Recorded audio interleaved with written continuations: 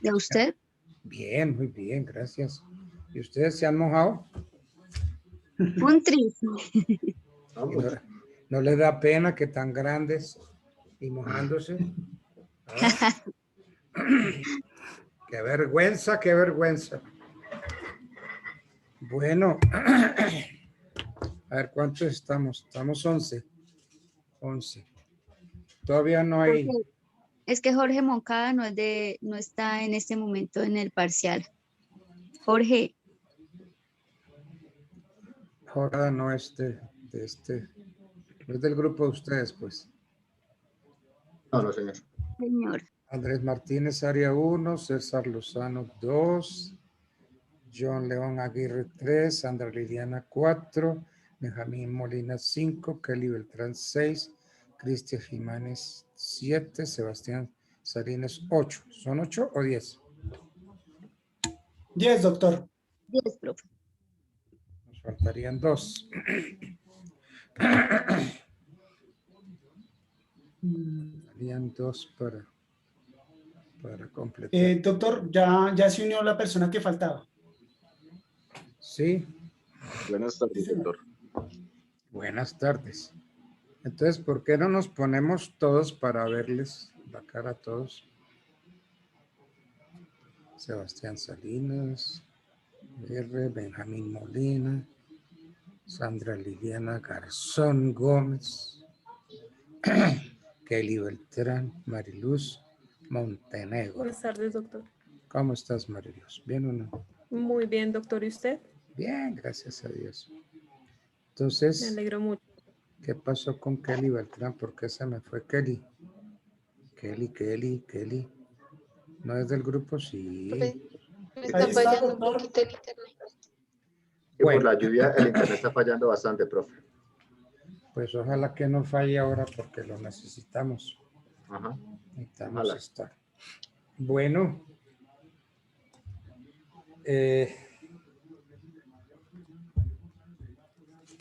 ¿Cómo les fue con el desarrollo de la tarea? Muy bien, gracias a Dios. Realizamos pues como un debate para presentarle a usted de forma organizada el tema. Lo que hicimos fue como dividirnos, o sea, este mismo tema, tratamos de hacer una organización en 5 partes para que cada una de estas partes fuera desarrollada por 2 integrantes del grupo, que somos 10. Vamos a hablar, Cristian y Benjamín nos van a hablar del contexto histórico, Sandra y Alex nos van a hablar del contexto colombiano, referente obviamente a la acción de inconstitucionalidad y de inexequibilidad. Andrés y César nos van a hablar de la acción de inconstitucionalidad. Kelly y quien habla, Mariluz, vamos a intervenir con el tema de la acción de inexequibilidad. ¿Dónde Y está César Mariluz? Salinas. César Salinas, sí. César Salinas y Sandra van a hablar de las diferencias y las semejanzas que existen entre las 2 acciones. Entonces iniciamos con Cristian y Benjamín, con el contexto histórico. Bueno, eso me parece muy bien. Buenas noches, doctor. Profe, démosle un momento a Benjamín, que es que lo sacó el internet, ya va a ingresar que va a dar inicio, ¿vale? Bueno, Lo sacó el internet. Ya un está momento conectando. entra. Benjamín Molina, sí está conectando. Sí, se conectó. Bueno, entonces, ¿quién entra? ¿Quién arranca? Benjamín, ya, profe. ¿Y es a él a quien le toca iniciar? Sí, señor, ya entró Benjamín. Listo, Benjamín, puedes iniciar. Ah, bueno. Profe, buenas noches. Nosotros vamos a dialogar acerca de la inconstitucionalidad y lo referente a lo como se ha venido desarrollando a nivel mundial, ¿cierto? Entonces, Bueno, pues, pero en el tema arranca ahí con ustedes, o pues me pareció que arranca con otros, como para encontrar. No, sí, señora, arranca con ellos. Benjamín y Cristian van a hacer como la introducción del contexto histórico. Ellos nos dan apertura para los siguientes participantes. Bueno, eso está muy bien. Bueno, entonces son Benjamín, Molina y Cristian, ¿correcto? Bien. Kelly, no te me salgan, los quiero ver a todos ahí, eso. A ver, Cristian. Oh. ¿Y qué se hizo? Benjamín, listo. Aquí estoy, es que se me desconectó el equipo, me tocó conectarme con el celular. Bueno, arranquemos. Bueno, profe, entonces, Perdón, compañero Benjamín, y perdón, doctor, qué pena, compañeros, como lo organizamos el día de ayer, recordemos que son 3 minutos por cada uno para no extendernos en el tiempo y pues quitarle el tiempo, obviamente, qué pena la redundancia, a los otros grupos. Gracias, compañeros. Listo. Profe, bueno, algunos países europeos a partir de la Primera Guerra Mundial escogieron la acción de inconstitucionalidad dentro de su ordenamiento jurídico y para este proceso se consolidó tras el emprendimiento bélico global en la democratización de los estados. Entonces tenemos unos modelos que ahí sería el modelo español, que se legitimiza por el control abstracto de constitucionalidad, se aproximó bastante al alemán y que a su vez sigue de cercanía al modelo italiano y la institución del recurso de inconstitucionalidad consagrado en el artículo 161, parágrafo 1 y 162, parágrafo 2 de la Constitución Española de 1978. Entonces, ¿sigues, Cristian, por favor? Listo, gracias, Benja. Bien, profe, como lo mencionaba mi compañero Benjamín, digamos que varios de los modelos europeos que digamos que son los más importantes en cuanto a la corriente inconstitucionalidad, tenemos que hablar que uno de los más importantes es el modelo italiano. El modelo italiano lo que pretendía era cuestionar la constitucionalidad de una ley regional, ¿sí? No es decir, que este tipo de reformas o de argumentos, o sea, análisis inconstitucionales, se debían no a una ley de menor jerarquía, sino a una ley regional, sobre todo lo que tendría que ver con competencias de sus regiones o de su organización territorial, podríamos decirlo de alguna manera. En el modelo italiano, primero se estableció, digamos, que un término de 60 días para impugnar la norma. Digamos que ese fue un principal modelo que acudió posteriormente el modelo colombiano, que ya mis compañeros más adelante van a abarcarlo un poco más.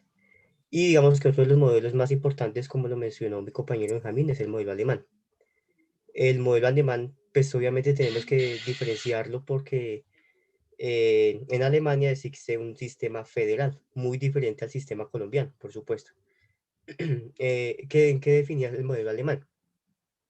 El modelo alemán también se parece mucho al colombiano, puesto que determinaba que un tribunal constitucional estaba facultado para revisar una norma de menor jerarquía.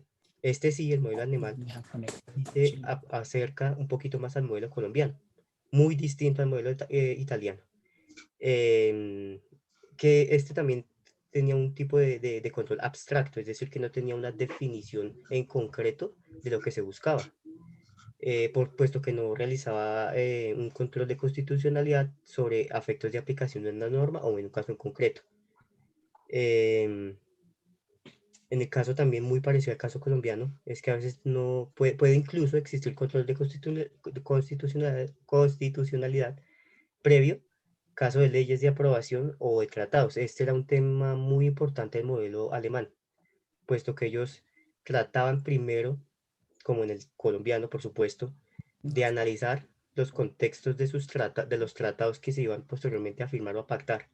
Pero primero hacía, por supuesto, un estudio previo de la Constitución, de la constitucionalidad. Y ya doy compañero a mi siguiente compañero. Profe, en el modelo latinoamericano tenemos que algunos países han instaurado el sistema de control de constitucionalidad abstracto, ya que el tipo es restringido o popular.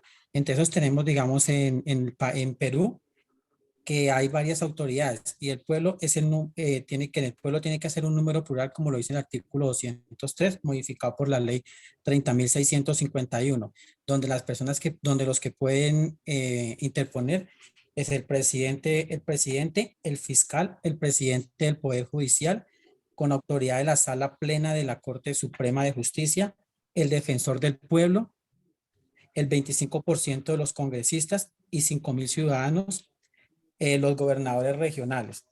En México tenemos que, aunque la Constitución de 1917 le da forma de constitucionalidad se establece a partir de la reforma de constitucionalidad de 1994, la cual adiciona mediante la reforma de la constitucionalidad de 1996 y la del 2006. En Brasil se faculta al Supremo Tribunal Federal en los artículos 102 y 102 y 103 en calidad de garante de la Constitución de la República Federal Brasileña, expedida en 1998. Tenemos algo prevalente que pasa en Chile, que en 1980 la reforma del 2005 en el artículo 93 ha establecido la acción de inconstitucionalidad ante el Tribunal Constitucional siempre y cuando el mismo tribunal haya declarado la inaplicación de la norma en un análisis constitucional previo. Y pues ya vamos a empezar a hablar de lo referente a Colombia. Le doy paso, compañero. Buenas noches. Soy Sandra Liliana Garzón. Vamos a hablar un poquito del contexto colombiano. De inconstitucionalidad desde sus orígenes ha tenido como dos funciones, ¿no? Aquella de fiscalizar las actuaciones de la administración para que sean acordes a la legalidad, al igual que ayudar a establecer y delimitar las funciones de las instituciones del momento de función que ha seguido, y este momento, hasta este momento esa función se sigue cumpliendo. Es con esta constitución, con esta función que se ha visto el cambio político, ¿no? Digamos, antes nosotros en Colombia tenemos esta función desde el acto legislativo 3 de 1910. Para ponerlos en un contexto como de constitucional, de donde podemos encontrar la acción de inconstitucionalidad en nuestra Constitución de 1991, podemos decir que la vemos plasmada en el artículo 241 y adicionalmente en los artículos 242, 243 y 244. El recurso de dicha acción pública ha permitido que más ciudadanos puedan participar en los procesos democráticos de perfeccionamiento de las leyes y su coherencia con la Carta Política. Pues compensando esa falta de representación por parte de la política, ¿no? Pues es algo empírico, pero digamos que la desconfianza o la manifestación de los ciudadanos colombianos hacia el Congreso, pues falta de esto, pues se permite ahora como que los ciudadanos colombianos se vean más involucrados en estos procesos democráticos, ¿no? Entonces, sigue mi compañero para ponerlos un poquito más en el contexto. Buenas tardes. Bueno, Por otro lado, la historia constitucional colombiana muestra cómo cada una de las 9 constituciones que hubo en la República de Colombia siempre estuvo vigente elementos claves de la acción pública de inconstitucionalidad a través de los diferentes sistemas de control que hubo durante los casi 50 años de vida republicana. Hubo un control político que después fue transformándose en un control mixto durante casi 40 años hasta que se decantó por fin en un control judicial de la ley. Durante el movimiento de la independencia, las influencias filosóficas de la Ilustración, al igual que las influencias políticas de las revoluciones americanas, no tardaron al llegar al territorio colombiano en jugar un papel fundamental en los proyectos de independencia de los colombianos. Rasgos institucionales de la acción en cuestión se originan en el arreglo institucional colombiano desde el mismo grito de la independencia de 1810 y con las primeras constituciones departamentales de 1811, 1215, con la institución del Senado de Censura y Protección. El mismo artículo 9 de la Constitución de Cundinamarca del 4 de abril de 1811 lo establecía. La influencia de la Revolución Inglesa, Americana y Francesa era evidente desde que le tenían en común las revoluciones era garantizar en sus ordenamientos jurídicos el principio de la legalidad, mediante el respeto de la jerarquía de las normas, entre ellas la misma Constitución, como norma fundamental, al igual que mediante el principio de soberanía parlamentaria. Si tomamos como piedra angular de nuestro ordenamiento jurídico constitucional la Constitución de Cundinamarca en 1811, se puede apreciar cómo surgen los tres elementos característicos de lo que sería el constitucionalismo colombiano: la voluntad popular como fundamento de gobierno, el consentimiento de los ciudadanos como origen del poder público y pueblo como dispensador de la autoridad y no ya el Papa o la Iglesia. En ese orden de ideas que deriva el Senado de Protección y Censura, un organismo formado por 4 miembros que tenía la misión de sostener disposiciones de la Constitución contra los abusos de los funcionarios con el carácter de un organismo judicial.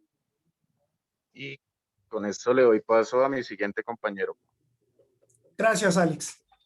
Profesor, muy buenas tardes. Mi nombre es Andrés Martínez y permítame contarle que la acción de inconstitucionalidad es un instrumento procesal constitucional y legal que, por virtud del cual determinadas personas físicas o jurídicas, tal como nos planteaba ya Sandra, pueden plantear dentro de un plazo determinado y con arreglo a las formalidades establecidas, obviamente por la Corte Constitucional, si una determinada norma jurídica ya aprobada por algún ente es o no es compatible con la Constitución.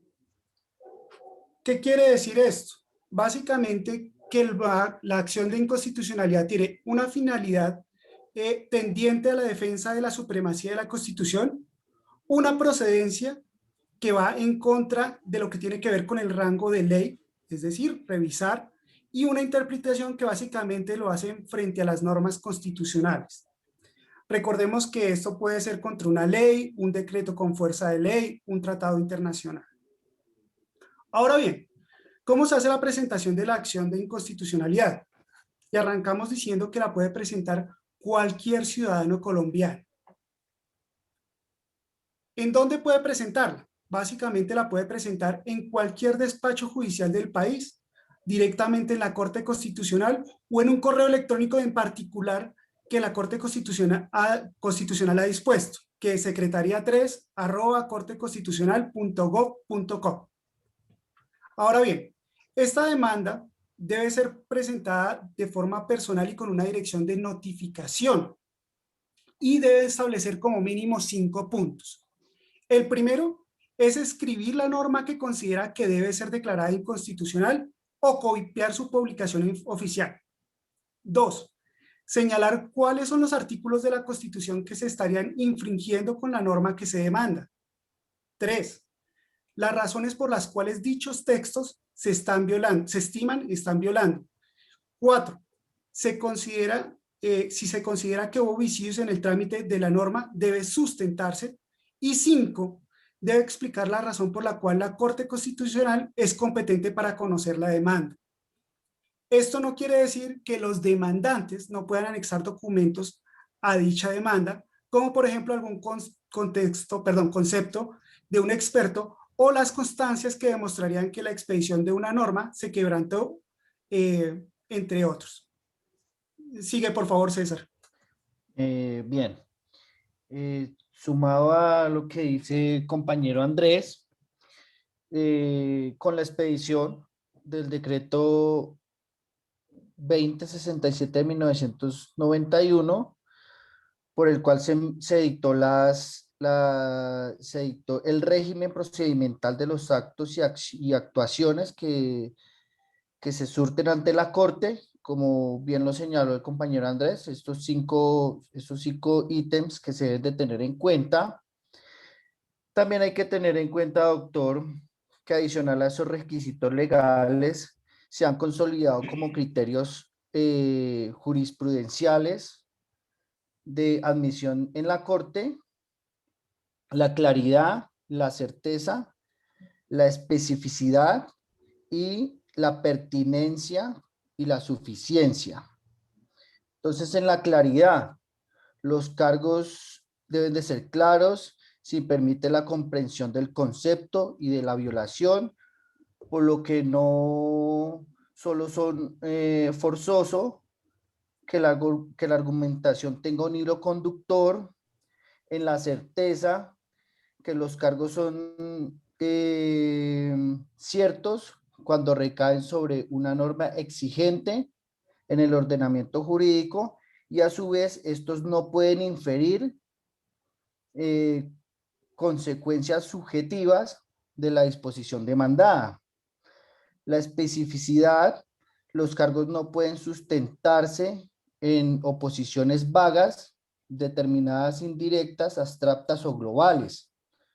La pertinencia, los argumentos deben de tener sustento en normas de rango constitucional y no simples contradicciones de índole legal. La suficiencia, la actitud de los cargos de despertar una duda sobre la constitucionalidad de la norma demandada en aras de desvirtuarla. Por ejemplo, en alguno de los ejemplos para el constitucionalista Echeverry Quintana, la Corte no puede trasladar o relevarse de su trabajo pretendiendo que el acto redacte la sentencia. Así considera que la inadmisión de la demanda es una crónica de rechazo y un recurso de alzada ante la sala plena deviene en apenas unas líricas constitucionales.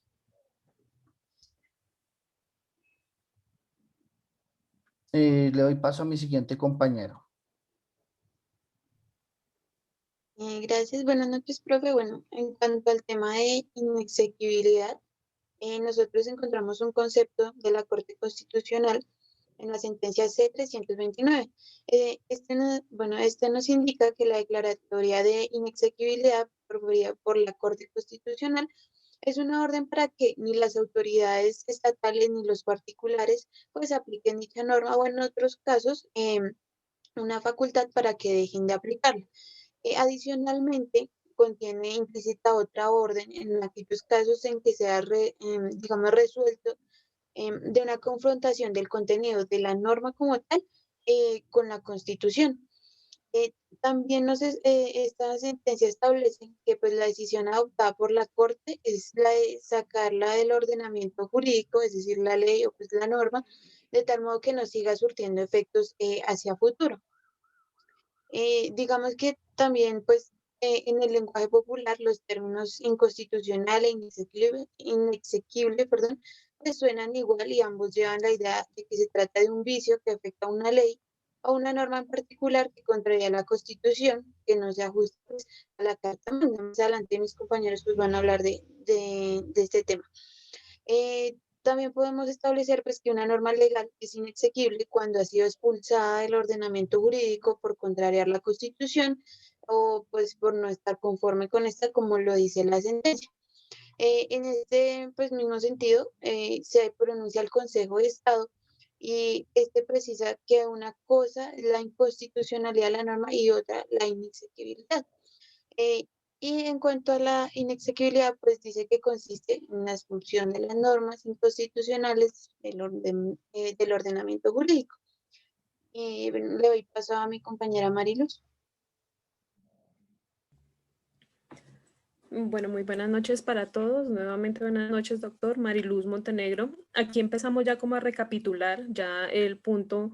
Después de nosotras, mis compañeros van a hablar de las diferencias y las semejanzas, pero como empezamos a recapitular, podemos decir que una norma legal es inconstitucional cuando contraria a la Constitución, como lo decían hace un momento, cuando existe disconformidad entre ella y la Constitución, y es inexequible cuando ha sido expulsada del ordenamiento jurídico por contrariar la Constitución. En ese orden encontramos que inexequibilidad es el acto por medio del cual la Corte Constitucional declara sin efecto una norma por estar contra la Constitución o los principios que ella establece y cuyos efectos cesan en su aplicación para el futuro. Esa es la inexequibilidad como tal. Le doy paso a mis compañeros. Doctor, buenas noches. Le habla César Salinas. Bueno, digamos que más que una semejanza y unas diferencias, vamos a hablar de unas conclusiones muy puntuales respecto a ello. Y comienzo refiriéndome al hecho de establecer que la expedición de las leyes debe estar dispuesto a conformar los principios constitucionales y a la supremacía de la Constitución, la cual esta debe garantizar precisamente la existencia de mecanismos tendentes a la protección de la misma. Con este fin, pues se establecen los medios de defensa de la Constitución a través del control de constitucionalidad. Dado su carácter netamente político, tiene control de someter a las leyes jurídicas a un proceso de evaluación donde éstas aseguren que no van en sentido contrario a la Carta Política. Dicho control puede estar a cargo de un órgano jurisdiccional, el cual está sometido a procedimientos de índole jurisdiccional. Así pues, dicho control, básicamente en este caso, lo protagoniza la Corte Constitucional, quien la misma Constitución le atribuye la facultad de guardar y protegerla, tal como lo establece en el artículo 241 de nuestra Constitución Política. Y básicamente, pues los procesos que se adelanten ante la Corte Constitucional están regulados a través del Decreto 2067 de 1991 y bajo las disposiciones contenidas en el artículo 242 de la Corte Constitucional. Perdón, de la Constitución Política de Colombia. A continuación, daremos unas breves conclusiones respecto a la acción de inconstitucionalidad. Te doy paso, John. Bueno, buenas noches a todos. Entonces, recapitulando algunas de las características de la acción de inconstitucionalidad, tendríamos, primero, que es un instrumento procesal, ¿sí? Es pública, ya que puede incoarse por cualquier ciudadano y en defensa de interés público. Requiere de solicitud ciudadana, pues la Corte no realiza el control a través de esta acción oficiosamente. Tenemos también que busca la defensa de la supremacía de la Constitución. Como ya lo había dicho anteriormente un compañero, procede contra las normas que tienen rango de ley. O sea, todas las leyes, los decretos legislativos, decretos de urgencia, los tratados, reglamentos del Congreso, las normas regionales de carácter general y ordenanzas municipales. También tenemos que tener presente que no se pueden impugnar las normas que no han sido publicadas. Y una última que me parece bastante importante, que tenemos que tener clara, es que es una acción y no un recurso. Pues recordemos que tiene por objeto el inicio de un proceso nuevo, la provocación de justicia y no la impugnación de una resolución emitida anteriormente por un órgano jurisdiccional en un proceso ya iniciado, como es lo propio de los recursos. Vale, John, muchas gracias. Hay que tener en cuenta que los fallos de la Corte Constitucional hacen tránsito a causa juzgada y ninguna autoridad podrá reproducir el contenido material del acto jurídico declarado inexequible por razones de fondo, mientras subsistan en la cárcel esas disposiciones que le sirvieron a la Corte para hacer la confrontación entre la norma ordinaria y la Constitución. Bueno, respecto a la inexequibilidad hay unas breves conclusiones que podemos sacar, y es que el Consejo de Estado, ya mi compañera Kelly lo mencionó, se ha pronunciado respecto a esa diferencia entre la inconstitucionalidad de la norma y la exequibilidad, ¿sí? Mientras que la inconstitucionalidad se refiere a la incompatibilidad de los preceptos demandados frente a la Constitución, la inexequibilidad consiste en la expulsión de las normas inconstitucionales del ordenamiento jurídico. Eso lo podemos ver en la sentencia del Consejo de Estado, en la sección primera. La sentencia pues, tiene un número bastante largo y fue presentada por María Claudia Rojas Lazo, magistrada. Otra de las cosas importantes a tener en cuenta es que la declaratoria de la inexequibilidad proferida por la Corte Constitucional es una orden para que ni las autoridades estatales ni para los particulares la apliquen, o en otros casos, pues la facultad da una disposición de facultad para que dejen de aplicarla, ¿sí? Entonces, restarle los efectos de disposición inconstitucional, básicamente. Adicionalmente, contiene implícita otra orden en aquellos casos que sea resultado de una confrontación del contenido material de la norma con la Constitución. La prohibición al legislador de reproducir la disposición declarada inexequible. Otra de las, digamos que de las observaciones que podemos realizar es que a pesar de la potestad facultada por la Constitución sobre la Corte Constitucional, esta cuenta pues con algunas inhibiciones constitucionales respecto a las normas inexequibles, las cuales limitan el ejercicio desmedido por parte de la Corte. Digamos que ahí viene el sistema de pesos y contrapesos. Por cuanto este órgano carece de objeto material sobre la cual pueda ejercer competencia cuando la disposición ha dejado de producir efectos jurídicos. Y por último, cuando la competencia del legislador, dadas sus facultades políticas otorgadas, excluye una norma del ordenamiento jurídico, la Corte Constitucional no podrá desconocer la no producción de efectos jurídicos y podrán ordenar su exequibilidad, es decir, no puede echar para atrás algo que ya no tiene efectos jurídicos.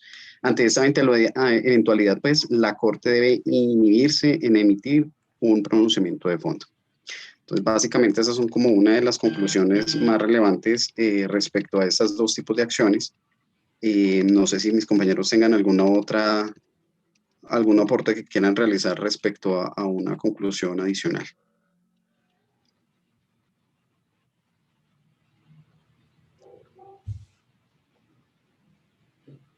Sí, profe, yo quiero hablar, digamos, un poquito sobre cómo, digamos, que llegó el término de la acción de inconstitucionalidad.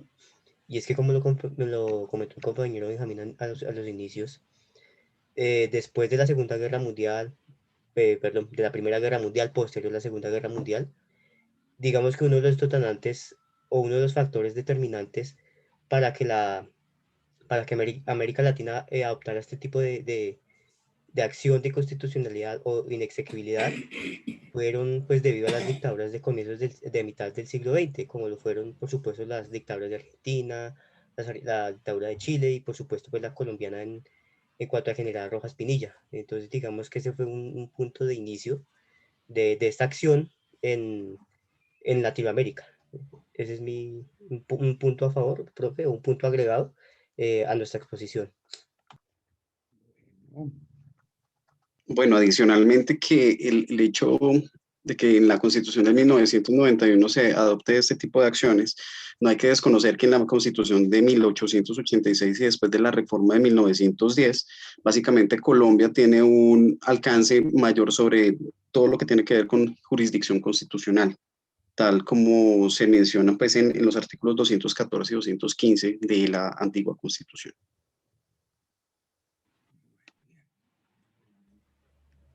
Ok. Ya agotaron sus temas, ¿cierto? Sí, doctor. Bueno.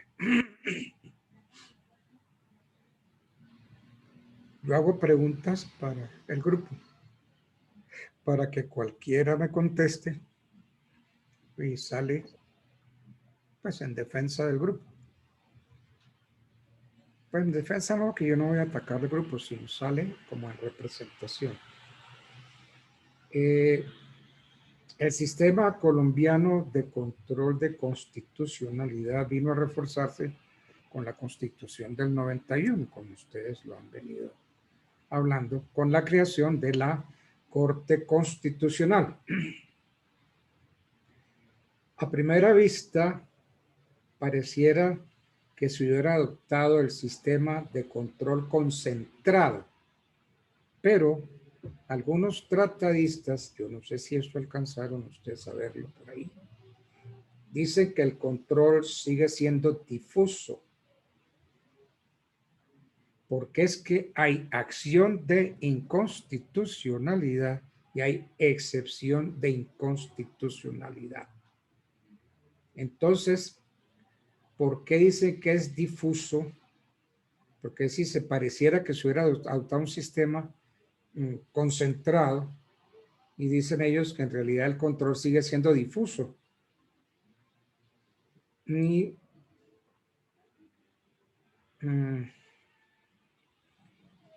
recae esa idea ¿En qué propiamente?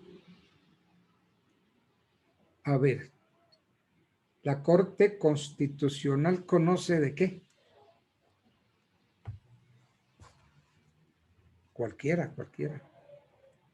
¿De qué conoce la Corte Constitucional? Todos han hablado de eso. Doctor, buenas Pero, tardes. a ver, Andrés La Corte Martínez. Claro que sí, doctor. La Corte Constitucional básicamente conoce de cualquier irrupción o cualquier cosa que de pronto salga del contexto constitucional. Y ya lo mencionábamos, que como tal la Constitución es la supremacía en la ley. Digamos, es el punto más alto. Entonces, todo lo que se salga de ese punto más alto es lo que entra a la Corte a revisar, a estudiar y básicamente a consolidar para dar jurisprudencia. Lo mencionaba nuestro compañero que hay un autor que efectivamente dice que el poder, si bien o es concentrado, o se suele decir que es concentrado, también es difuso en el momento en el que la Corte Constitucional tiene unos límites para la revisión de dicha inconstitucionalidad respecto a una norma declarada o demandada más bien. Bueno. A ver. Pero no solamente conoce de la constitucionalidad de todas las leyes que se produzcan en el país, hablando incluso de las leyes que se produzcan en la rama ejecutiva, en la rama legislativa, en la rama judicial. Miren que yo estoy hablando de pronto de alguna impropiedad de las leyes que se produzcan. Si las produce el gobierno hace parte ¿de qué rama? Ejecutiva, doctor. La rama ejecutiva.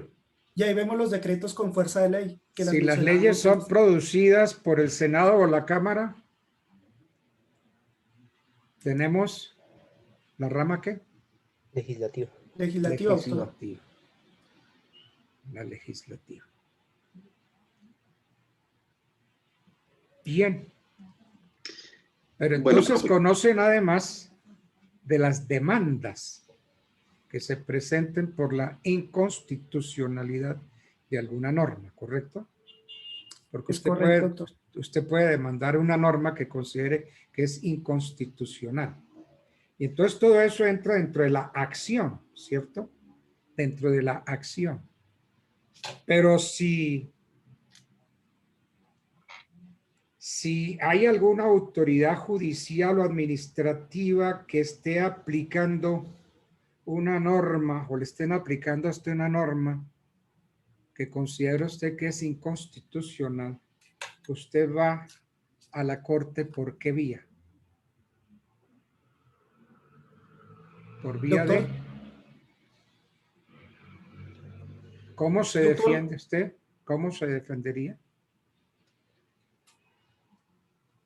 Doctor, básicamente por la acción de asequibilidad y... Esa es la acción cuando usted ataca una norma porque la considera inconstitucional. Pero cuando a usted le están aplicando una norma que considera usted que es inconstitucional, ¿usted cómo se defiende? Doctor, no sé si le entiendo bien, ¿el proceso o la acción? Sí. Profe. ¿Cómo se defiende? ¿Cómo se llama la acción? Ahí hablaríamos de la acción de inconstitucionalidad, doctor, básicamente. No. A ver, yo oí un profe, ¿quién iba a hablar? No, le iba a decir era que la forma de que un ciudadano se defienda frente a esto es que obviamente mediante un documento, y no estoy convencida, pero no sé si mediante una acción de tutela pasa un documento a la notaría o mejor bueno, dicho, con la tutela también, ok, pero sí, permítame, le leo, no me estoy refiriendo a la tutela todavía. No me meta, profe. no me meta la tutela porque ese no es el caso. Bueno, listo. Entonces, ¿qué debe hacer un ciudadano? Tiene razón en que, pues, por tutela, pues, se Sí. puede, ¿no? Pues si usted cree que hay una inconstitucionalidad, usted debe acudir ante cualquier notario o despacho judicial o ante la misma corte. Allí debe exhibir el documento de identificación para que pueda acreditar la condición de ciudadano colombiano.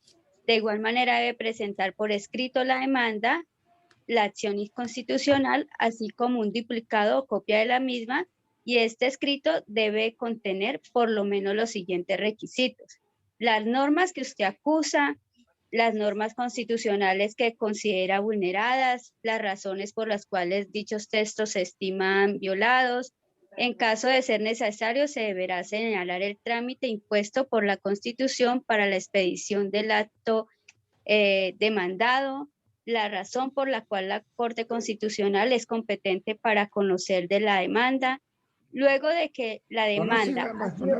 Yo la he dejado, pero sí, profe, o sea... La he dejado, pero por ahí no es. Ah, ok, creí que era el proceder o que qué debía hacer uno mediante qué debía hacer uno, qué proceso debía hacer para poner su demanda frente a las instituciones. Si han entendido, a ver, Sandra. Uy, ya hablan mucho las mujeres. Demasiado. Hablan y hablan y hablan. ¿Han entendido lo que yo les estoy diciendo? Una cosa es que usted encuentre una norma que a su juicio es inconstitucional. Entonces, ¿usted cómo ataca esa norma que es inconstitucional? ¿Cómo lo ataca? Con lo que han venido estudiando. Por la acción. Exactamente. Acción de inconstitucionalidad. ¿Ok? Pero es que como uno habla y no le paran bolas. Y otra cosa, Sandra Liliana Garzón Gómez, otra cosa es que a usted le estén aplicando una norma que en su sentir es inconstitucional. Entonces la pregunta es, ¿ahí cómo se defiende usted?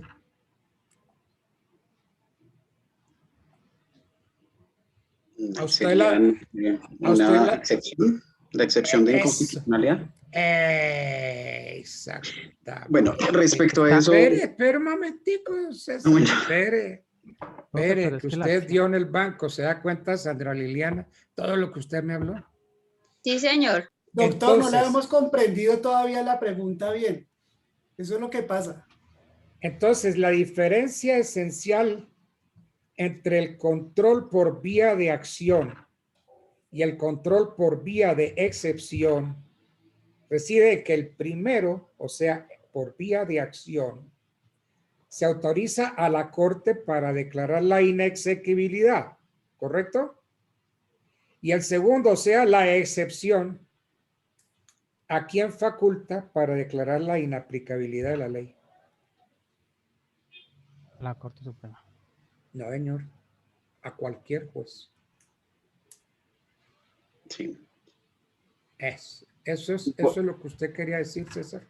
Básicamente, y es que ahí es donde digamos que los doctrinistas acusan de que todavía es un trámite difuso. Exactamente.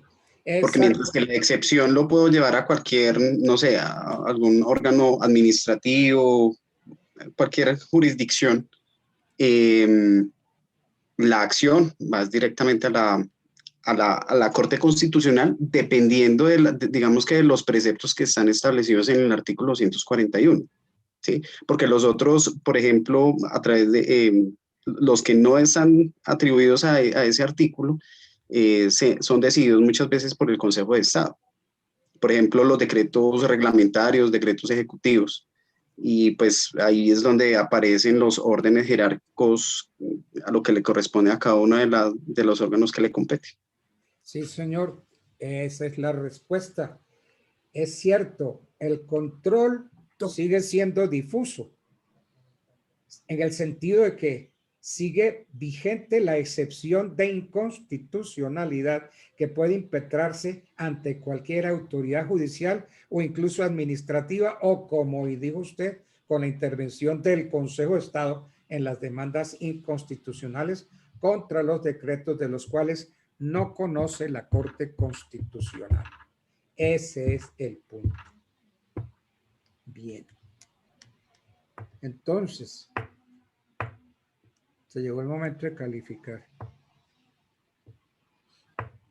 César Salinas, me gustó que usted no está de memoria.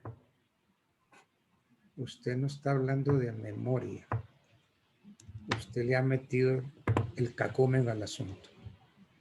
Entonces, Es que tema muy bonito. Además que, no sé, me voy por constitucional porque me parece chévere. es muy lindo, muy bonito. Sí. Bueno, entonces, Doctor, qué pena, ¿le puedo hacer una pregunta? ay, ¿La Mariluz, excepción también tiene efecto interpartes, igual que la acción de tutela? claro, es que con la excepción, usted evita que le apliquen una determinada norma, una determinada ley, ¿cierto? Entonces, es que no quiero entrar a ver, la Constitución del 91 consagró en Colombia, Mariluz, la acción de tutela. Creo que está en el artículo 86. Se inspiró en el recurso de amparo que existe en el derecho mexicano.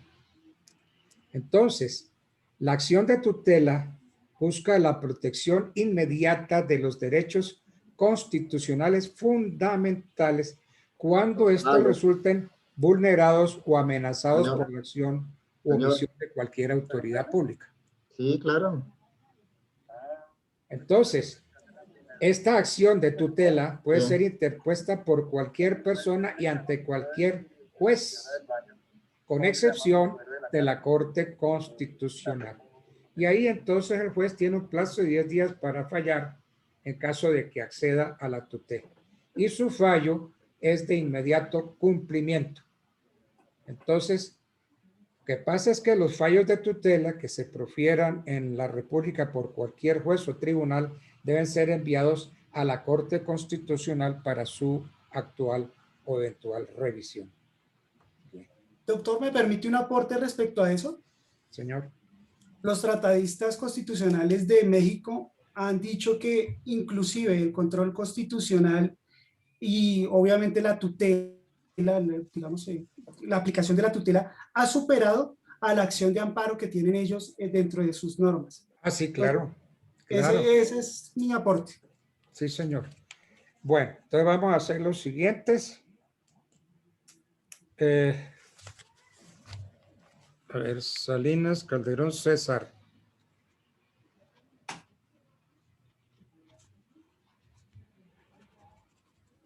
Usted va a quedar, César, con un 5 definitivo. Muchas gracias. Y los demás van a quedar con un 4 definitivo. Pero entonces voy a ir calificando porque si no, se me olvida o no coloco o le pongo a quien no es. Entonces, Andrés Martínez Silva. Andrés Martínez Arias, doctor. Martínez Arias Edgar Andrés. Es correcto, doctor. Edgar Andrés. Bueno.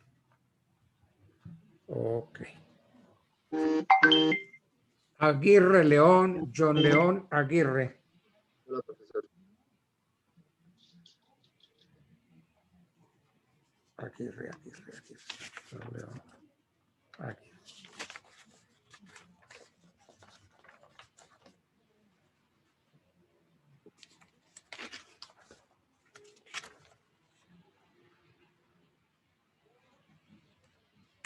Aguirre John León.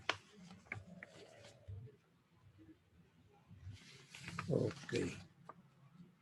César Lozano. Sí, señor, doctor. A ver si los encuentro. Lozano, César Augusto. Sí, doctor.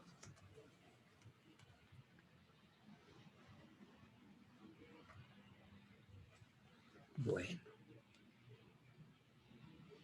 Mariluz Montenegro. Sí, señor.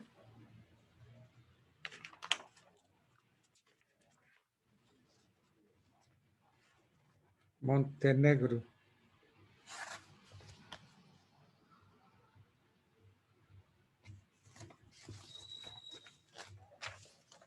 ¿Usted es casada, Mariluz? Sí, señor. Sí. Sí, Y señor. con todo el respeto cariñoso. A veces el marido no le dice de cierta manera. ¿No dice qué? De cierta forma. Bueno. Kelly Beltrán. Ya la agarraron los demás, que se la expliquen. Porque Con yo no sé. plastilina. Con plastilina. Beltrán, Beltrán, Beltrán. Montenegro, ¿eh? Otra Montenegro. Beltrán, Montenegro, Kelly, Joana. Bueno. Benjamín Molina. Molina Muñoz. Molina Muñoz Benjamín. Bueno. Alexander López Montoya. Sí, señor. Molina, Moncada, Montaño, Monterrosa, Morales, Moreno. Román, Moreno, Mateo. Montes, Menco, Montes, Moreno, Moreno, Otero. Ay, no lo veo, Montoya. Está como en los 15, como el de número 15, doctor, más o menos. Martín Otero, Julio Saludo, Jaramillo, Jiménez, Gasolía, Mari Maturana, Mena,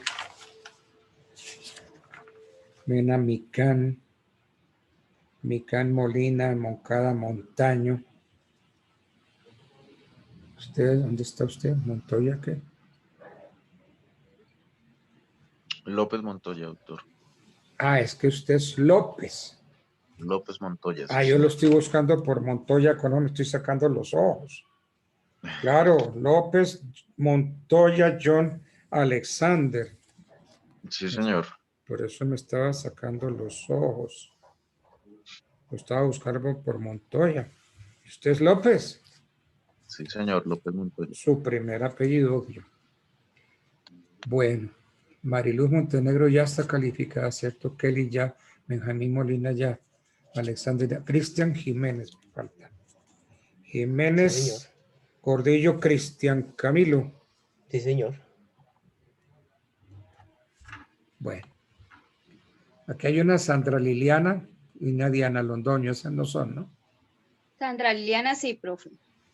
¿Y por qué no está? Es que se me van. Se me van. Yo estoy viendo la cara y estoy calificando a los que veo. ¿Por qué se fue Sandra? ¿No quería nota? Claro que sí, profe. Y entonces, ¿por qué se me escondió? Y Diana Londoño, bueno, si no para, no está, no está. Sandra Liliana Garzón Gómez. Profe, señor. Diana Londoño sí no es de nuestro grupo. Garzón Gómez, Sandra Liliana.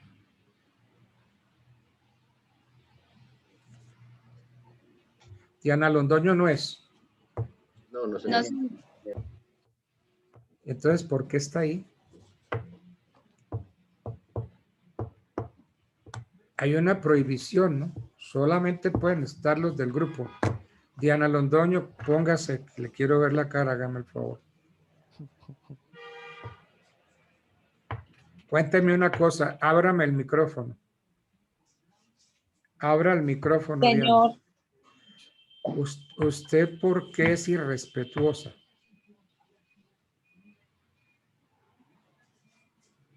profesor, es que no sabía que no tenía que estar en la sala, profesor, qué No pena. sabía si esas reglas de juego se dictaron. ¿Sabe por qué es? Para ir oyendo las preguntas que está haciendo el profesor.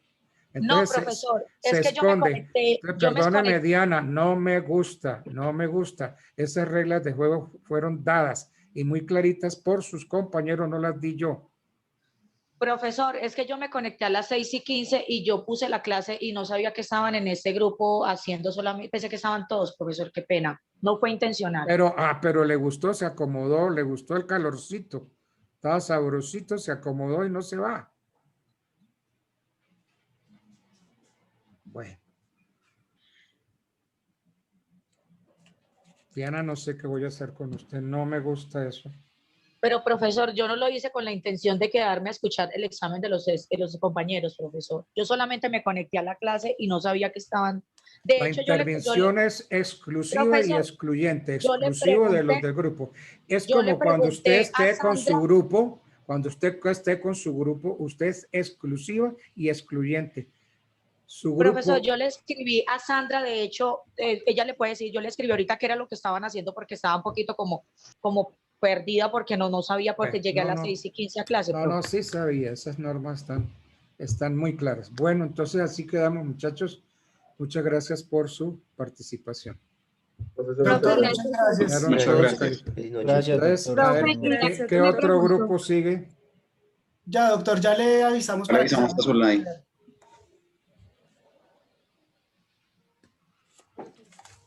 Muchas gracias. No, señor. Feliz noche, doctor. Gracias. Buenas noches.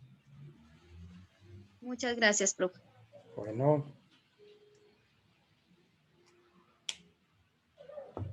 Buenas noches, doctor Altamar. buenas noches. ¿Cómo se encuentra? Muy bien, gracias a Dios. Me alegra mucho. Un poquito pasado por agua, pero Uy, mucho frío. Mucho frío. demasiado frío y mucha agua, demasiado agua. ¿Quién sabe hasta Bueno. cuándo, no? Esto va largo. Este invierno va largo y los estragos que ya está haciendo, ¿no?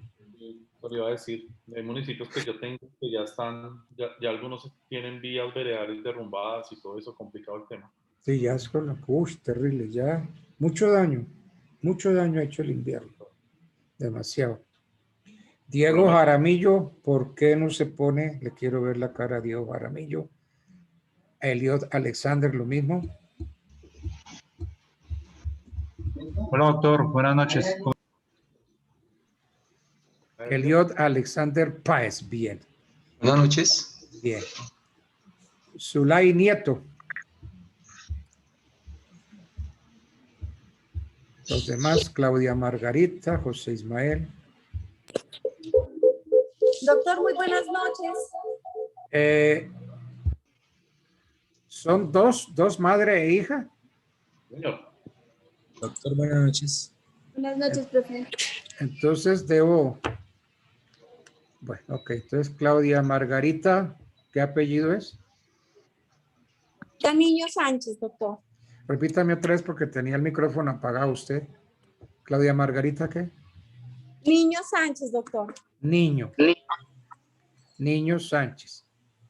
Y su hija. Dara Galindo, profe. Galindo. Bueno, entonces tenemos 1, 2, 3, 4, 6, 7. ¿Ese es el grupo? ¿O son más? Somos Nos 8. falta una persona, doctor. Buenas noches. Buenas noches, pero bueno, no podemos esperar porque no está. Debiera ya estar aquí. Zulay, ¿usted es la monitora? Sí, doctor, soy yo. Mucho gusto. Bueno, encantado de conocer a mi monitora. Qué bueno. Bueno, ok, entonces los oigo y van desarrollándose como ustedes lo quieran. Listo, doctor. ¿Ven nuestra pantalla, doctor? Sí, lo veo. ¿Y la pantalla, lo que estamos compartiendo? Sí. Solamente veo dos nomás. Jason Parra y Eliot. Ah, no, es porque al compartir, o sea, al salir la pantalla de las diapositivas, su cámara disminuye, pero aquí estamos todos. Si quiere los vamos llamando y usted los va escuchando. Estamos todos con cámara prendida. Porque es que me interesa ver quiénes participan y a quiénes llevan en coche. Entonces nos vamos nombrando a medida que vayamos participando para que se me vaya teniendo la claridad al respecto. Bueno, perfecto. Es todo. Bueno, doctor, buenas noches. Buenas noches. Como usted ya hizo, pues nombró a los integrantes del grupo. Preparamos una sustentación sobre el proceso contencioso constitucional, pero lo abordamos desde varias ópticas. Entendimos que al usted no exigirnos como tal la acción de inconstitucionalidad y la acción de inexequibilidad, quería que abordáramos como tal el proceso contencioso constitucional, que puede ser un poco más amplio. Digamos que estas dos acciones están contenidas dentro de pero el proceso puede ser un poco más amplio. Nuestra exposición se va a dividir en 3 partes, como lo pueden ver en pantalla. En uno vamos a definir qué es el proceso contencioso constitucional y vamos a hablar un poco, muy poco, de la evolución histórica de este concepto. En la segunda parte vamos a hablar de las acciones contencioso-constitucionales en Colombia y nos vamos a dirigir al desarrollo del decreto que usted ya nos había mencionado en clase. Y en la tercera parte vamos a hablar de lo que viene para lo contencioso constitucional y los retos que existen en torno a esto, pues derivado de muchos aspectos, los tipos de control, el control concentrado, el control difuso, demás. ¿Listo? Entonces ahí vamos a abordar estos temas, doctor. La definición, bueno, contender viene del latín contendere, que significa pelear, debatir o aumentar la tensión. Y contencioso viene del latín contentiosus, que significa el que discute, debate o que es muy polémico. Y constitución, digamos que para revelar un poco la etimología, pues sabemos que corresponde al conjunto de principios, normas y reglas que pretenden establecer la forma de un Estado de derecho.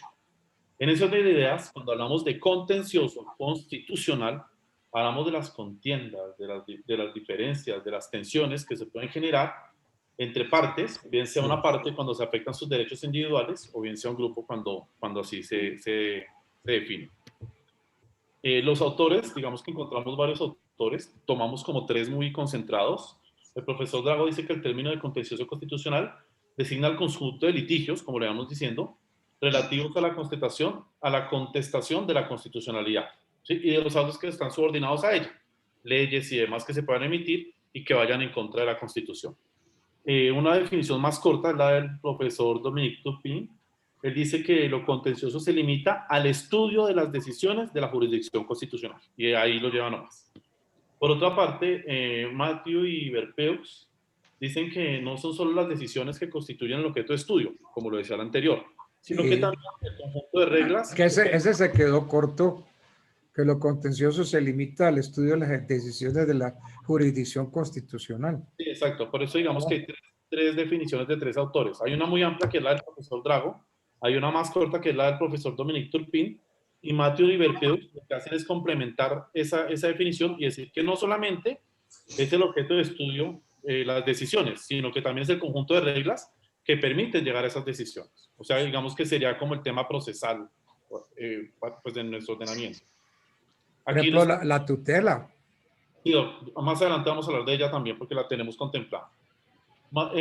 Esto nos lleva imparentablemente a hablar de nuestra Corte Constitucional, cuya función principal es la garantizar la supremacía de la Constitución, la defensa del orden constitucional y la protección de los derechos fundamentales. Ya lo decía usted, ¿por medio de qué vía? Vía de la tutela. Claro.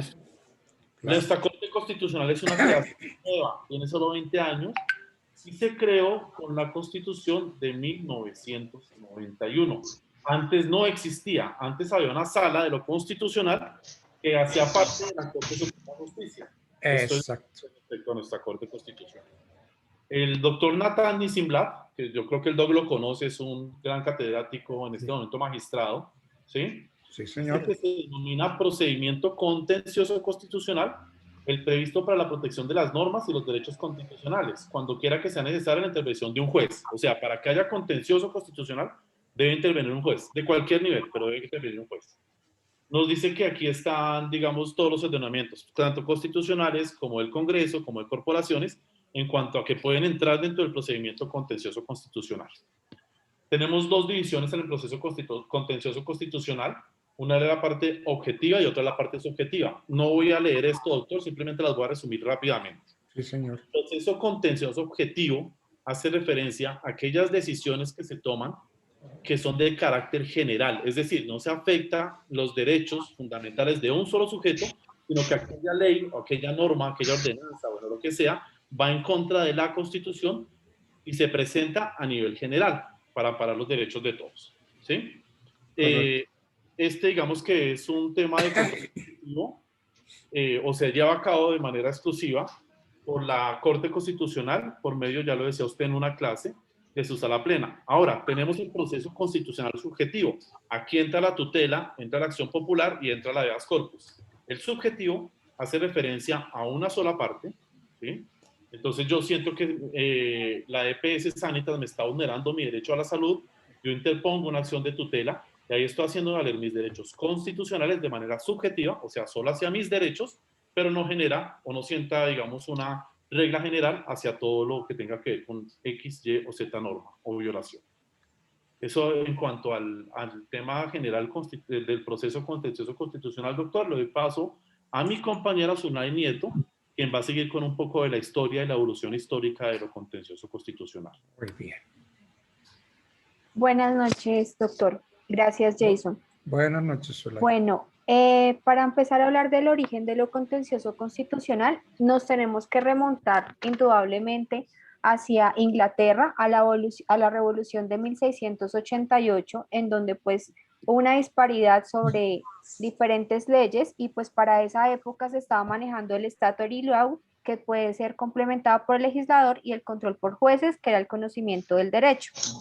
Ya hacia 1776 se produce la independencia de Estados Unidos, y todo lo que se manejó en temas judiciales en Inglaterra pues permeó la creación de la constitución política del Estado americano. ¿Qué es lo que pasa? Que ellos, al ver que el Parlamento tenía demasiado poder en Inglaterra, quisieron prevenir eso. Entonces, primero se preguntan, bueno, necesitamos hacer valer a la Constitución y anteponerla de todo lo demás, incluso del mismo Congreso. Entonces, ¿qué vamos a hacer para eso? ¿Podemos generar un órgano independiente o hacemos un órgano que pertenezca a la rama legislativa se define dejarlo como un órgano independiente, un órgano que pueda interpretar las leyes de acuerdo con el espíritu de la Constitución. Bueno, quieren decir que estas decisiones no sean sujetas de manera alguna a revisión o rectificación del cuerpo legislativo, entonces no tendrían como una segunda instancia. Y adicional, una vez expedida la Constitución de Estados Unidos en 1787, es totalmente opuesta a lo que es a las demás constituciones que se venían inscribiendo en el modelo continental europeo. Recoge ya las cuales recogían instituciones ya propias de los derechos fundamentales.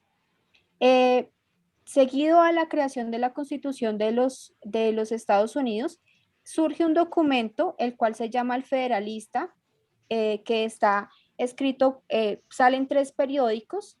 Este documento fue escrito por Alex Hamilton, James Madison y John Jay, con la intención de explicar o dar su punto de vista de lo que quería decir la Constitución. Y con el paso del tiempo, este documento se ha vuelto central para los análisis de lo que se llama el control constitucional y de muchos constitucionalistas. Supongo que pues el doctor obviamente también debe conocerlo. En este documento nos indican que la idea de haber creado la Corte Suprema, que es este órgano independiente que creen para hacer valer a la Constitución por encima de todas las normas, es son independencia del departamento, que se tenía que garantizar, y una estabilidad del mismo para ayudar a su firmeza. Nos decían también en este documento que es necesario el apoyo del brazo ejecutivo para que sus fallos tengan eficacia. Si el ejecutivo no hace cumplir los mandatos que diga la Corte Suprema de Justicia, pues nadie las va a tener en cuenta ni le van a dar poder. Y finalmente, para proteger la Constitución y derechos fundamentales, evitando así que de pronto opresores de partidos minoritarios se aprovechen de estos o les vulneren sus derechos. Finalmente, pues también nos hace un análisis de que en tal momento en que se cree una ley, que vaya contraria a la Constitución, debe prevalecer la Constitución ante cualquier ley. Ya pasamos y pasa el tiempo y hacia 1790 se da por primera vez el primer caso en el que tiene que el Tribunal de la Corte Suprema pronunciarse. A esto se le denomina la Judicial Review, perdóneme si lo pronuncio mal. Está bien, está bien, está bien. Y se resalta la importancia del discurso de Marshall, que es el que le da como un contenido político bastante fuerte para lo que procede para la Corte Suprema de Justicia y para lo que puede proceder para jueces ordinarios. Entonces él dice, está bien que se sientan vulnerados sus derechos, pero no por eso van a acudir a este tribunal de inmediato, sino que pueden acudir a otros órganos que es cualquier juez. Ahí empieza como un pensamiento de un poquito en contraposición, porque dicen, bueno, pero ¿por qué no puede de pronto el Congreso ser quien dirima los conflictos entre la ley si finalmente es el órgano encargado de legislar? Pero entonces dicen, bueno, para dirimir están los jueces y el juez puede tener cualquier control constitucional, no importa qué juez sea, porque el juez, ya que estudia derecho y nos hace saber que lo primordial es que se garantice el derecho y no los derechos o, bueno, los hechos atribuidos a los hombres. Entonces, en este caso, pues se dictan una serie de reglas que sirven para el sistema de control constitucional de Estados Unidos y que sirvieron posteriormente para las demás constituciones. Estas reglas que rigen el sistema de Estados Unidos son el de legitimidad o standing to sue, que habla de la legitimación procesal. Segundo, la oportunidad, que no cualquier caso o en cualquier momento se va a poner a revisar una ley o un caso. El tercero, que son los casos abstractos, y el cuarto, que es la remisión, pues hablando sobre las cuestiones políticas, que pues ponen como control sobre qué debe estar basado para los jueces y que sí corresponde a decisiones que debería dar la Corte Constitucional. Este modelo estadounidense permea un siglo más tarde, porque pues ya habían hecho la mayoría de constituciones hacia finales de 1800, y un siglo después, hacia finales de 1900 y principios de los años 2000, empiezan a cambiar constituciones tanto en Europa como en Latinoamérica, ya seguidos y permeados un poquito por este nivel y pues ayudados todavía aún más por la teoría de Kelsen, en que debe haber una pirámide y unas leyes más importantes que otras. Y en este caso, bueno, también hay que resaltar que Kelsen nace en un país europeo, pero se educa y tiene un periodo de educación estadounidense y termina muriendo allí. Entonces, tiene como ambas ideas. Posteriormente ya es la creación de las demás constituciones. Hay países como Luxemburgo que aún mantiene la constitución que tenía desde 1800 y pues hay países como casi la mayoría de Latinoamérica y Europa que sí cambiaron las constituciones hacia los años 1990 o principios del 2000. Bien. Ese ya, listo, doctor. Entonces doy paso para mi compañero Diego Jaramillo. Bueno. Doctor, buenas noches. Diego Jaramillo. Bueno, yo les voy a hablar un poco, doctor, de la acción de inconstitucionalidad. ¿Listo? Entonces, el principal... Tú eres Jaramillo Bonilla, ¿cierto? Diego Jaramillo Bonilla, sí, señor doctor. Correcto. Entonces, listo. En cuanto a la acción de inconstitucionalidad, bueno, el principal objetivo de la acción de inconstitucionalidad, ¿cuál es? Es realizar el control abstracto de las normas con el fin de preservar el imperio de la Carta Fundamental. Listo, básicamente es un mecanismo que puede ser utilizado por todos los ciudadanos y consiste en solicitar que se retiren normas, pues que se consideran que contradicen o violan la Constitución política. Entonces, el artículo 241 de la Constitución Política de Colombia establece: a la Corte Constitucional se le confía la guarda de la integridad y supremacía de la Constitución en los estrictos y precisos términos de este artículo. Siguiente diapositiva, por favor. Entonces, este artículo 241 de la Constitución Política dice claramente cuál es la competencia de la Corte Constitucional en lo pertinente de la acción de inconstitucionalidad. Entonces, son 8 los numerales que hablan de ello, pues son 8 de 11 numerales que las componen. Voy a tratar de decirlos muy sucintamente. Entonces, el primero es decidir sobre las demandas de inconstitucionalidad que promuevan los ciudadanos contra los actos reformatorios de la Constitución, cualquiera que sea su origen, solo por vicios de procedimiento en su formación. 2. Decidir con anterioridad al pronunciamiento popular sobre la constitucionalidad de convocatoria a un referendo o a una asamblea constituyente para reformar la Constitución, solo por vicios de procedimiento en su formación.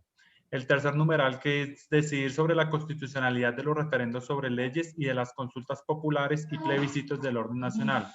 Estos últimos solo por vicios de procedimiento en su convocatoria y realización. Otro numeral es el cuarto, que es decidir sobre las demandas de inconstitucionalidad que presentan los ciudadanos contra las leyes, tanto por su contenido material como por vicios de procedimiento en su formación. Quinto, decidir sobre las demandas de inconstitucionalidad que presentan los ciudadanos contra los decretos con fuerza de ley dictados por el gobierno con fundamento en el artículo 150, numeral 10 y 341 de la Constitución, por su contenido material o por vicios de procedimiento en su formación. Otro numeral que cabe resaltar es el numeral séptimo, que es decidir definitivamente sobre la constitucionalidad de los decretos legislativos que dicta el gobierno con fundamento en los artículos 212, 213 y 215 de la Constitución. Sí. Otro numeral importante es decidir definitivamente sobre la constitucionalidad de los proyectos de ley que hayan sido objetados por el gobierno como inconstitucionales y de los proyectos de leyes estatutarias, tanto por su contenido material como por vicios de procedimiento en su formación.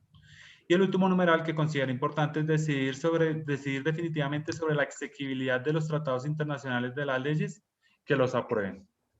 Entonces, en ese orden de ideas, doctor, el constituyente de 1991 profirió el artículo 23 transitorio, a través de la cual facultó al presidente para que los 2 meses siguientes a la promulgación de la Constitución dicte mediante decreto el régimen de los juicios y actuaciones que deban sustituirse ante la Corte Constitucional.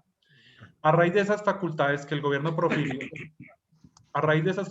doctor, el gobierno profirió el decreto 2067 de 1991, por el cual se dicta el régimen procedimental de los juicios y actuaciones que deben surtirse ante la Corte Constitucional.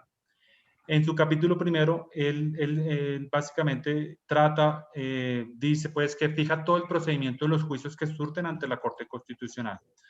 Entonces, para ello, la demanda debe cumplir unos requisitos de los cuales se fijan en su artículo segundo de las acciones públicas de inconstitucionalidad y debe cumplir los siguientes requisitos.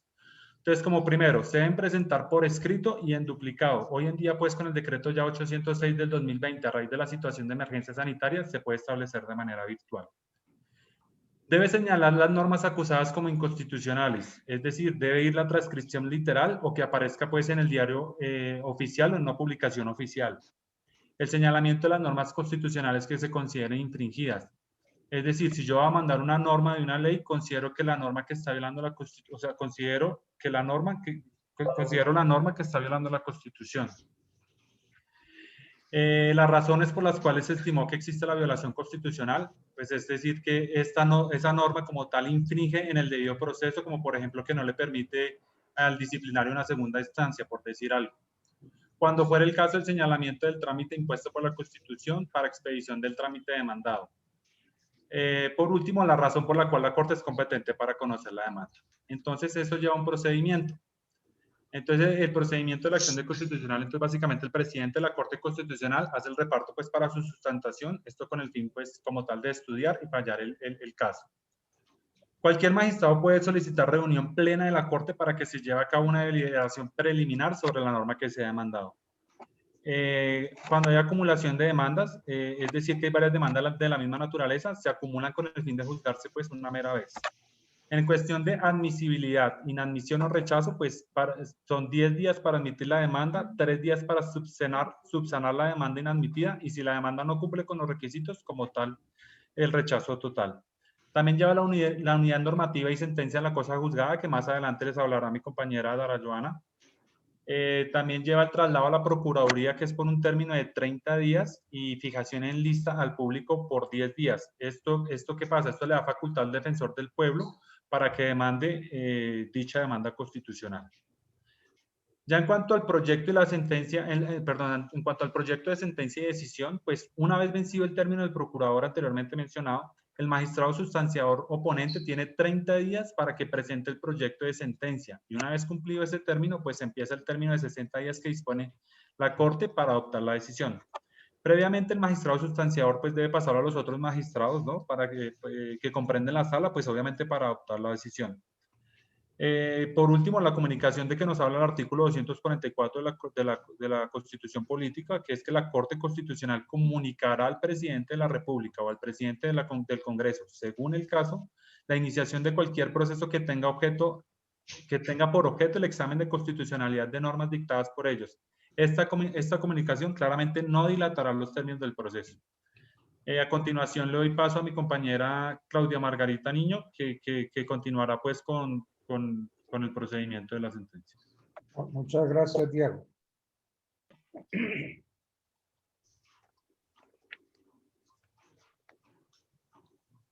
Claudia.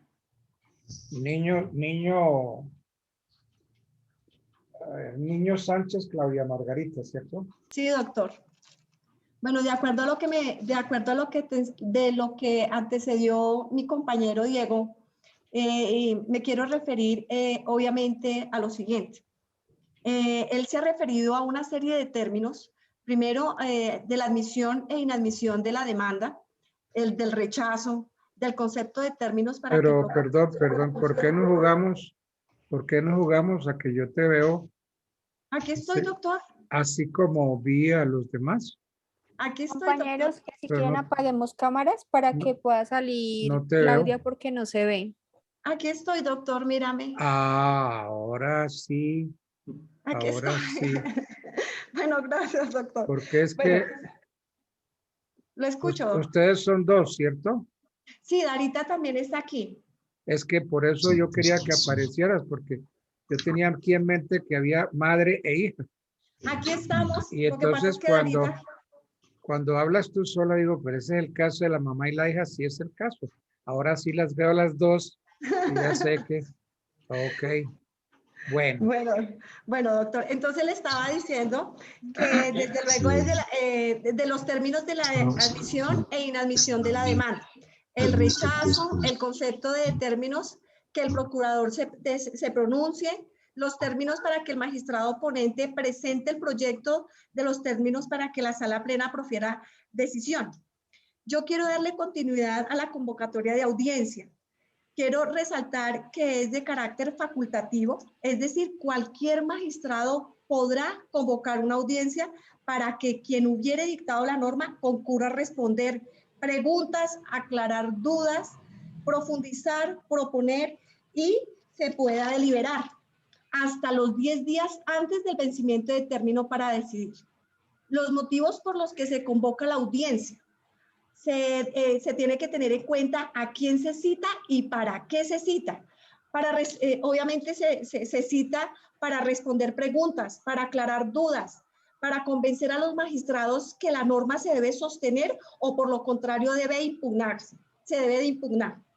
Las razones procedimentales en que la expidieron y se cita al demandante para que si lo considera presente sus planteamientos. Estos pueden ser los intervinientes. El procurador de general podrá participar en la audiencia si se considera pertinente. También se convoca a quienes hayan intervenido en la fijación en lista fijada en la Secretaría Judicial de la Corte para que quien quiera, ojo, aquí de cierta manera cualquier ciudadano que quiera coayudar la impugnación o defender la norma puede adherirse a ese propósito de defender su argumento. Otras facultades del magistrado oponente.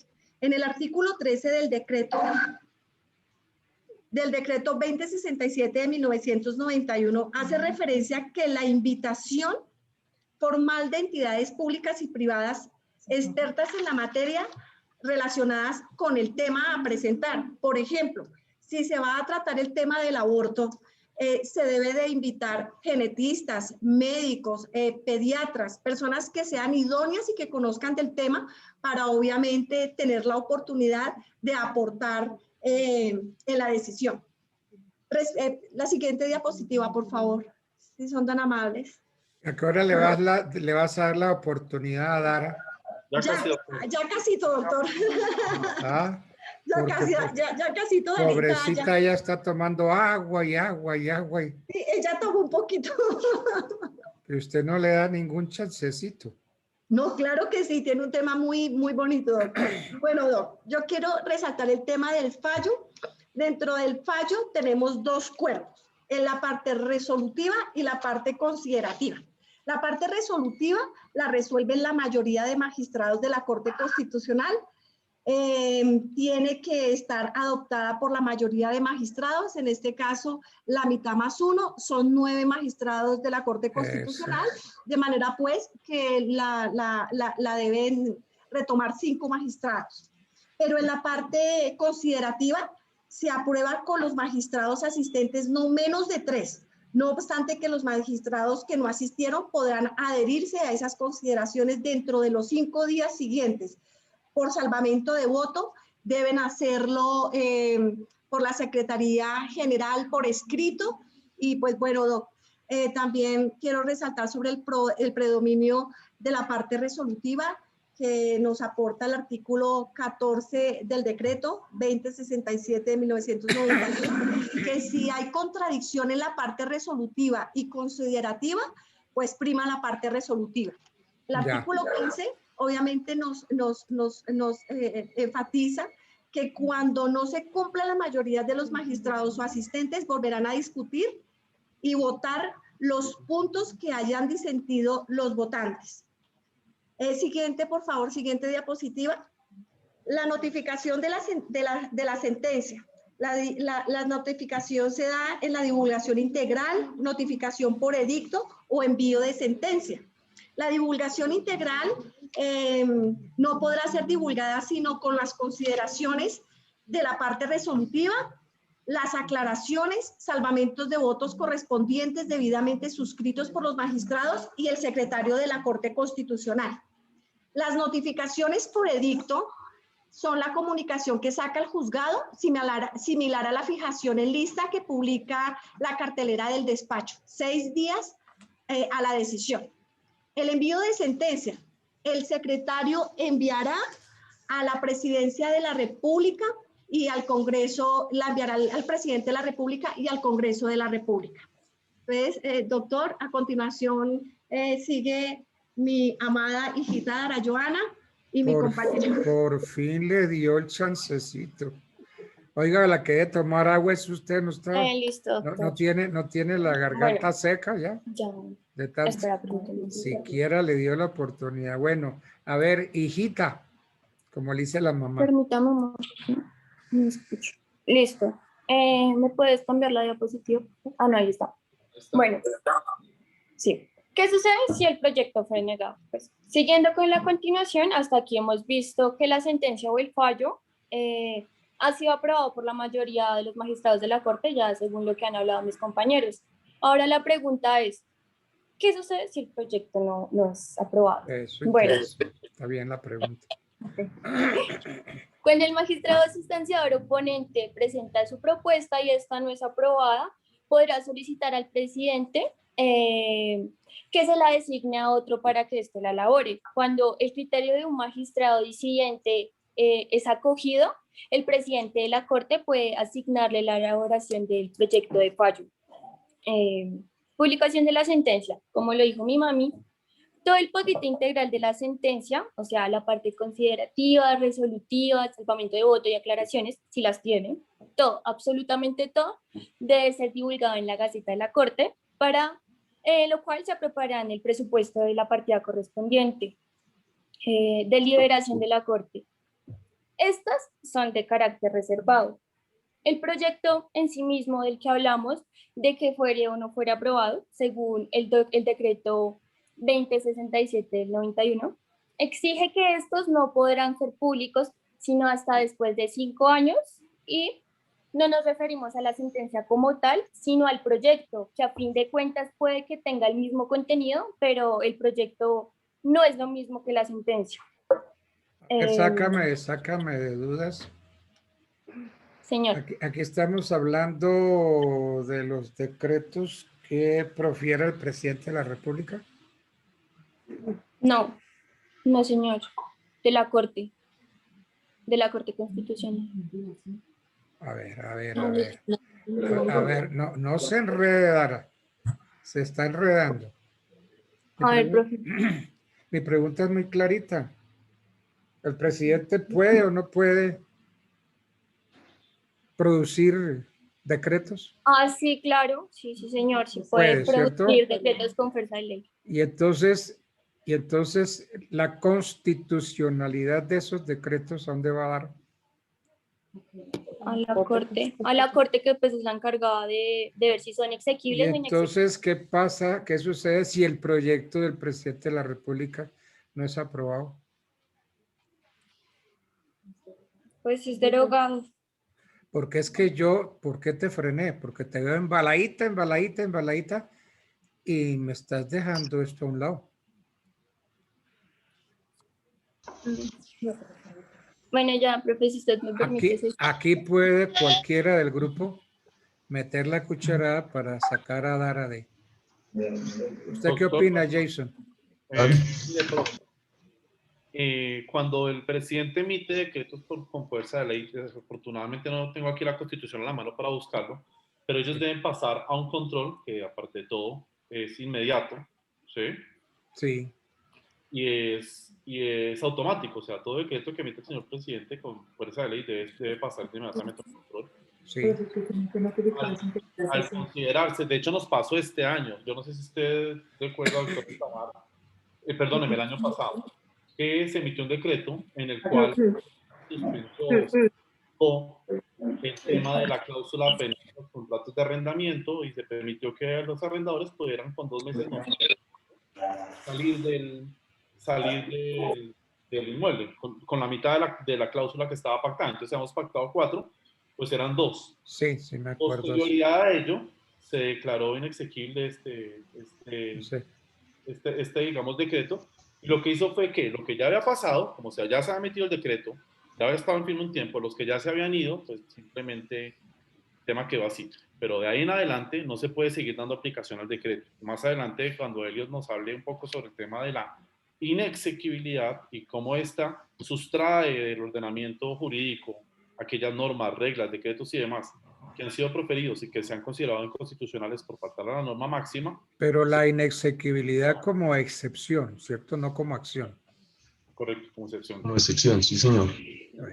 Es que es bueno ir aclarando puntos. Entonces eso era, doctor. Sigue, Darita. Ok, entonces, ¿en qué quedó, Dara? Bueno, está hablando de las deliberaciones. Bueno, entonces, en las deliberaciones de la Corte no podrá... pero ¿en qué quedó? ¿Qué sucede si el proyecto no es aprobado? Se deroga. Se devuelve. ¿Se devuelve? Sí, se declara inexequible. Se le devuelve. A ver, ¿se devuelve a quién? Usted está hablando de una cosa y estoy hablando de otra. ¿Qué pasa? Entonces, ¿se le devuelve? ¿A la Corte?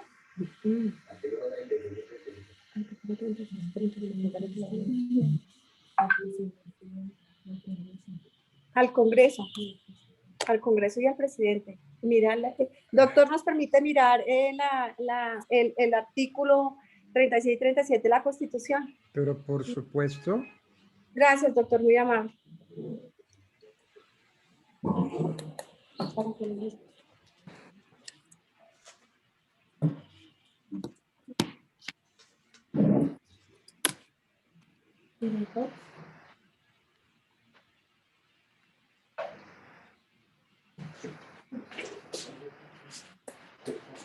¿Qué artículos dijo usted? El 36 y 37 ya les estamos buscando. 36 y 37 de la Constitución. Del decreto. Del decreto 2067. Ya. Dice, el Gobierno Nacional enviará a la Corte El proyecto de ley estatutaria será revisado por la Corte de Conformidad con el procedimiento ordinario. Si el proyecto fuera constitucional, el presidente de la Corte lo enviará al presidente de la República para su sanción. Si el proyecto fuera total o parcialmente inconstitucional, el presidente de la Corte enviará el proyecto de ley al presidente de la Cámara, el de la Cámara de Origen, con el correspondiente fallo. Si la inconstitucionalidad fuera parcial, se aplicará lo dispuesto en el artículo 33, siempre y cuando no haya terminado la legislatura correspondiente. Eso. Eso es lo que hay que hacer. Bueno, ok. Ahora, Muy bien. ahora sí lo... Bueno, ¿me devuelves la diapositiva, por favor? Bueno, entonces, seguí hablando de las deliberaciones. En las deliberaciones de la Corte no pueden participar servidores públicos ajenos a esta. Las deliberaciones se hacen cuando se discute el proyecto y hay excepciones en las que participan servidores ajenos a la Corte, que es en las audiencias públicas.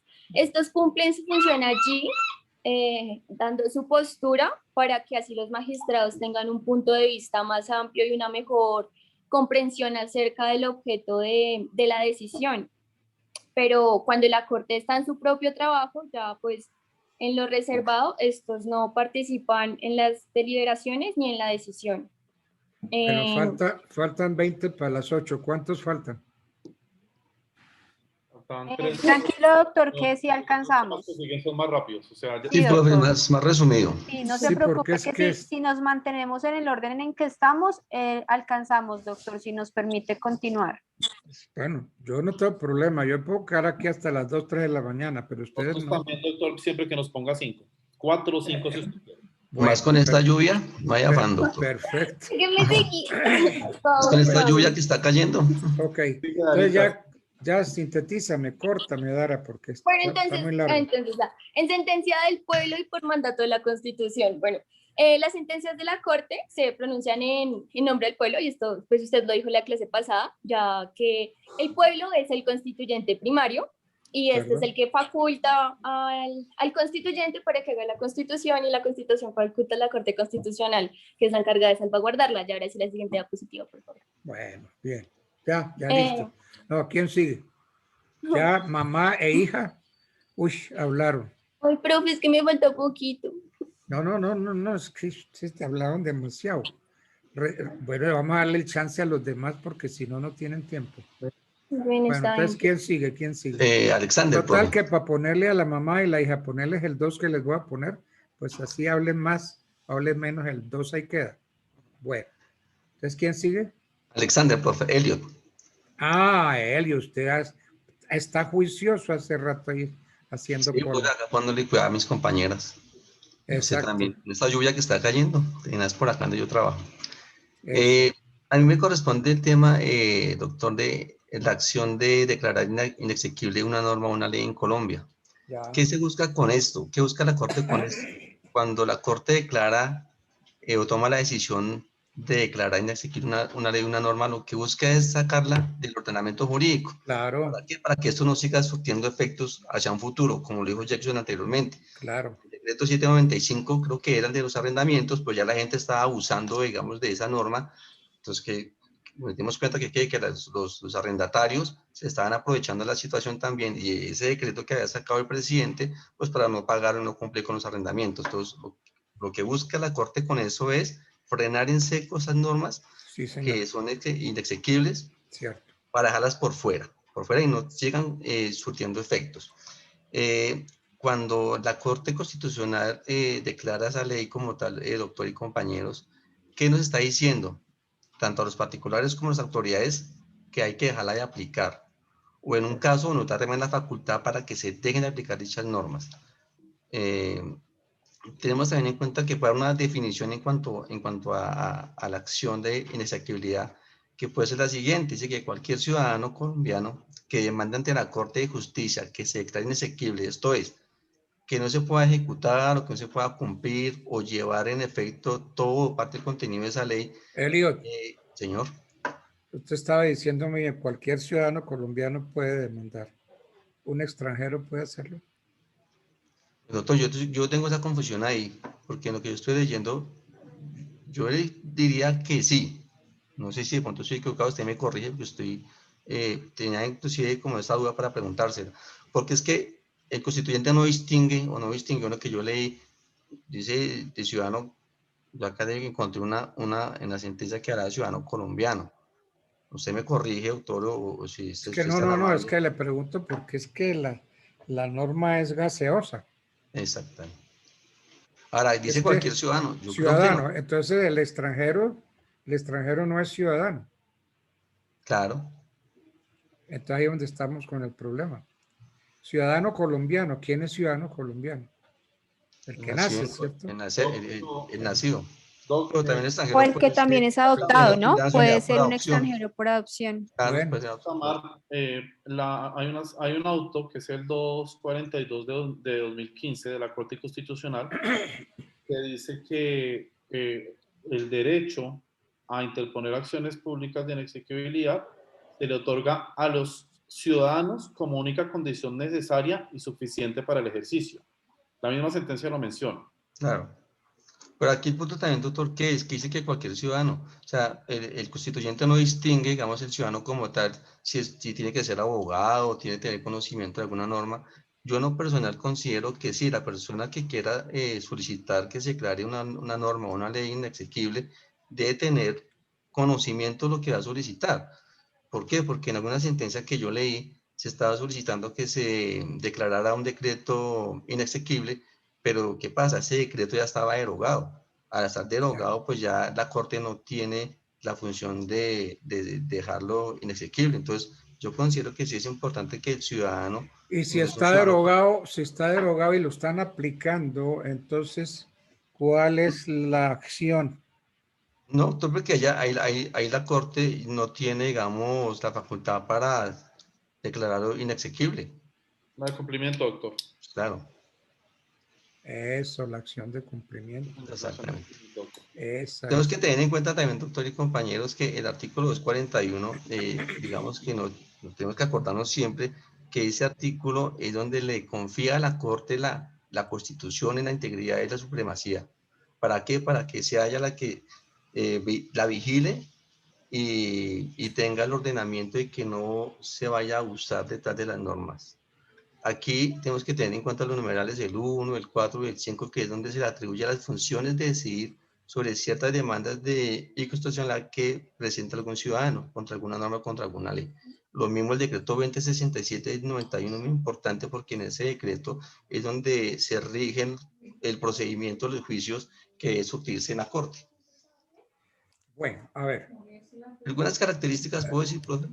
Escúchame, yo estoy resultando muy grosero con usted, Elliot. No, señor, tranquilo. Pero las preguntas que yo le estoy haciendo, usted me contesta, las estoy calificando muy bien. Como ya no hay tiempo, yo voy a hacer una pregunta para todo el grupo. Ya yo tengo una calificación para todo el grupo. Sin embargo, yo pregunto a todo el grupo. Ese control de constitucionalidad que tiene el sistema colombiano en la Constitución del 91, hay quienes dicen que es un control difuso. Y es difuso porque sigue vigente algo que ustedes me van a decir. Doctor, a ver, digamos que en cuanto a las formas de control constitucional, está la forma de control concentrado, la forma de control difuso. Creo que eso preguntaba hacia eso. En teoría, al crear la Corte Constitucional, se tendería que nosotros tenemos un control concentrado, pero hay quienes sostienen que no es así. ¿Derivado de qué? Primero, de que no solamente la Corte Constitucional puede conocer sobre temas que vayan contrarios a la Constitución. Cualquier juez lo puede hacer. Segundo. Un momentico. Ay, Jason, pues usted está ahí en el meollo. Si lo va a conocer la Corte, ¿a través de qué? De los jueces. Sí, pero a través de una acción de tutela. De una acción de inconstitucionalidad. Okay. Y si lo van a conocer, cualquier juez lo conoce a través de De una demanda inconstitucional. Una tutela. Demanda. De la excepción de inconstitucionalidad.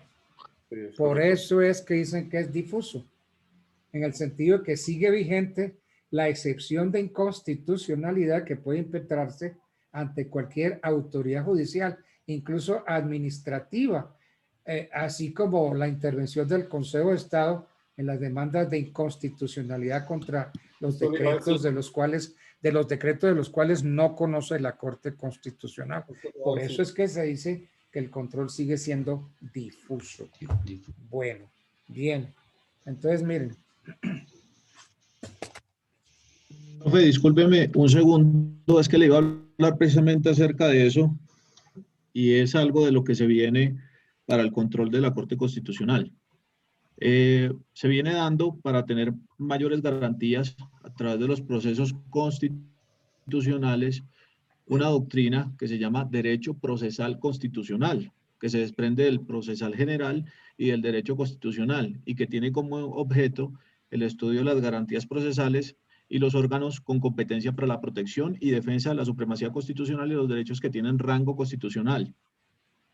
Se viene dando a raíz del meollo del asunto, se encuentra en América Latina, ya que aquí, a través de las garantías procesales constitucionales, se puede...